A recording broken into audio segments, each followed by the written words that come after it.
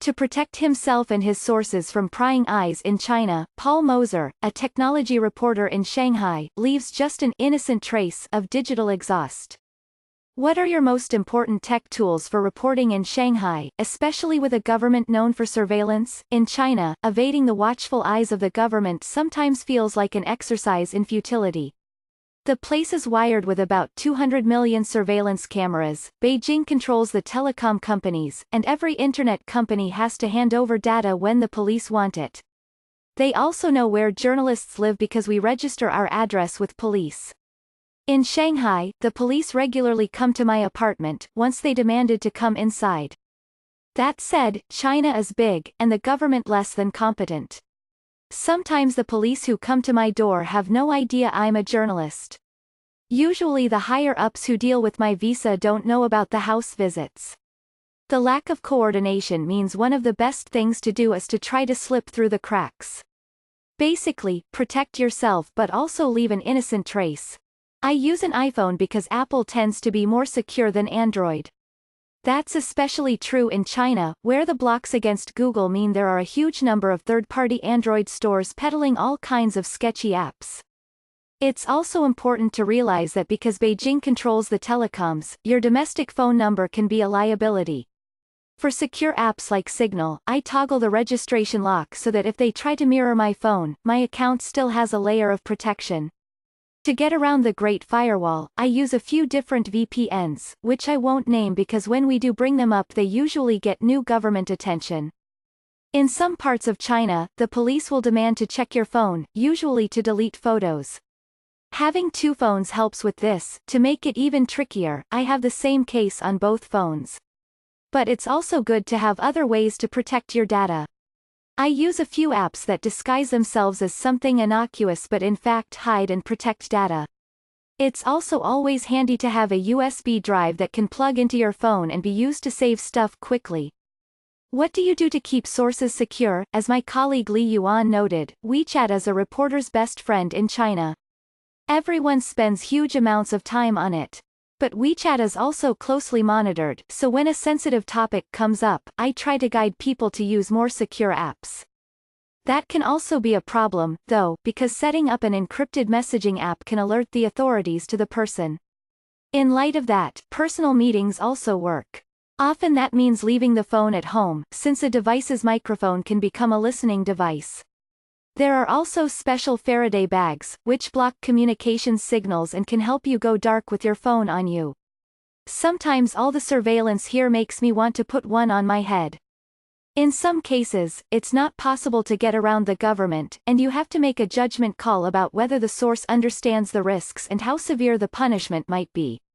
Sometimes we go places and it's not possible to safely interview people, so we don't.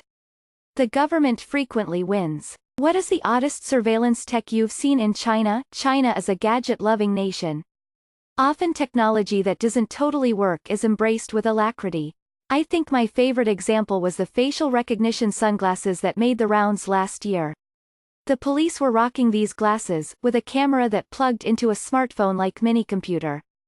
The idea was the glasses could identify people as the police looked at them. When I got to try them on, I found out they didn't work all that well. In some ways, that doesn't matter. If you convince people you know everything about them, they're less likely to break rules. The police officer told me about how they had used the glasses to intimidate a drug smuggler into a full confession. It shows you that tech doesn't always have to function in order to work. I actually was talking about that with my editor the other day. When he calls from Hong Kong, there's a pause of several seconds before the phone connects. It could be the government listening in, or maybe it's just a slow network. We can't be sure, but we sure are paranoid, and we often joke about it. What kind of protections do you take when you travel in China? The Chinese police are famous for showing up in hotel rooms. They don't always do it, but it happens enough that when you're in China, you shouldn't leave your devices in your room unattended. In 2009, when I returned to my room while reporting out of the western region of Xinjiang, I found a police officer reclining on the bed, smoking a cigarette and casually swiping through the photos on my digital camera. To avoid lugging a laptop everywhere I go, I now just travel with 2 phones and a Logitech Bluetooth keyboard I can use to quickly write up notes or articles directly on the phone. It's not entirely secure, since there are devices that intercept Bluetooth communications, so for passwords I type directly on the phone. Other than that, I figure that if the Chinese authorities want to intercept my Bluetooth keyboard signal, they'll just get an appreciation of how little work my editors have to do to my sterling copy. It should also be said that for all these precautions, there's no doubt the authorities have plenty of ways into our communications. It's almost impossible to stop a determined state actor, but it's worth making it more difficult. How do people in China view the privacy awakening in the United States after the Cambridge Analytica scandal and other data snaffus? The privacy situation is dreadful in China. Personal data of all stripes leaks from companies and government alike. While there's an assumption of some level of monitoring, many Chinese are as appalled as Americans when it affects them. Amusingly, even the government doesn't trust the government. In reporting on data sharing between different ministries, I've found that it's not uncommon for one part of the government to distrust another to the point it won't share data. At other times, a government branch might not even trust itself to handle data. For a country trying to become a superpower of artificial intelligence, big data, cyberspace, innovation and whatever buzzword dominates tech next, it's a pretty big problem. Then again, when it comes to poor privacy protection, the United States seems to be doing its best to take on China.